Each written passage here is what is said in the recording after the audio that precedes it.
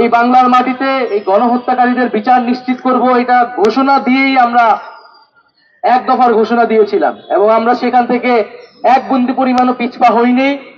আমরা বিচার নিশ্চিত করব এবং যারা ইন্ডিয়াতে আশ্রয় নিয়েছে এবং ভাবছে যে বাংলাদেশকে তারা বাইরে থেকে অস্থিতিশীল করবে, তাদেরকে বলবো যে বিচারের সম্মুখীন হওয়ার জন্য মানসিকভাবে প্রস্তুতি নিন।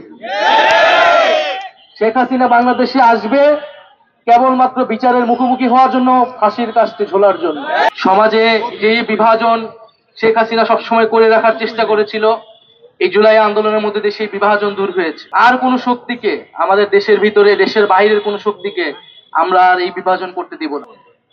এবং মাঝে মাঝে আসলে আমরা যারা সরকারে আছি, আমরা তো সবসময় বলতে পারি না, কারণ আমরা নিজেরাই সরকারে আছি, আমাদের সরকারের ব্যর্থতা বা সীমাবদ্ধতা নিয়ে। কিন্তু কষ্ট হয় যখন আমরা দেখি যে আমরা এই শহীদ পরিবার, আমরা এই জুলাই গণহত্যা, আমরা আমাদের এই গণহত্যাকারীদের বিচার, এগুলা বাদ দিয়ে আরো নানান ইস্যু নিয়ে আমরা কথা বলি। আমরা দেখি যে দেশে বিভিন্ন জায়গায় বিভিন্ন ধরনের দাবি দেওয়া এবং আন্দোলন হচ্ছে। আমরা সকল দাবি দেওয়ার প্রতি, আন্দোলনের প্রতি শ্রদ্ধাশীল, কিন্তু আমরা বলবো যে আমাদেরকে এই সরকারের প্রায়োরিটি বুঝতে হবে, আমরা আসলে কি কাজের জন্য এখানে এসেছি এবং সেই কাজটা করতেই সরকারকে সহায়তা করতে হবে। এবং আমরা বলবো যে এই জুলাই গণহত্যা সহ এর আগের যে গুম খুন, এই সকল গণহত্যা এবং গুম খুনের বিচারের মাধ্যমে কিন্তু সমাজে একটা ন্যায় বিচার নিশ্চিত পাবে এবং এই শহীদ পরিবার এবং আহতদের সামনে জাতি হিসেবে আমরা আসলে দাঁড়াতে সক্ষম হব। 15 বছরের ফ্যাসিবাদী শাসনকালে আমরা দেখেছি যে মাদ্রাসার শিক্ষার্থীদের প্রতি বিগত সরকারের একটা আলাদা ধরনের ক্ষোভ ছিল।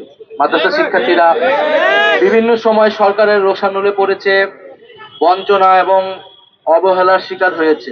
আমরা 13 সালে শাপলা হত্যাকাণ্ডের সময়ও দেখেছি যে মাদ্রাসার শিক্ষার্থীদের উপর কিভাবে পুলিশি নিপীড়ন চলেছিল। 12 বছর বয়সী একজন শিশু ফ্যাসিবাদের বিরুদ্ধে দেশকে স্বৈরাচার মুক্ত করতে সে রাস্তায় নেমেছিল। আমাদের সৌভাগ্য হয়নি শহীদ হওয়ার, কিন্তু আমরা যারা জীবিত আছি, আমাদের দায়িত্ব এই যে শহীদ হয়েছে যারা হাজার হাজার শিশু, কিশোর এবং জনতা, তাদের যে আকাঙ্ক্ষা, সেই আকাঙ্ক্ষা অনুযায়ী বাংলাদেশকে নতুন করে গঠন করা, যা আমাদের জন্য খুবই কষ্টের। 4 মাস 5 মাস পরেও আমাদের ভাইদের শহীদ হওয়ার খবর আসে এবং আমাদেরকে শহীদ মিনারে আসতে হয়। এবং আসলেই সত্যি কথা বলতে এই শহীদ বাবা মায়ের সামনে দাঁড়ানোর শক্তি আমাদের আর নেই আসলে।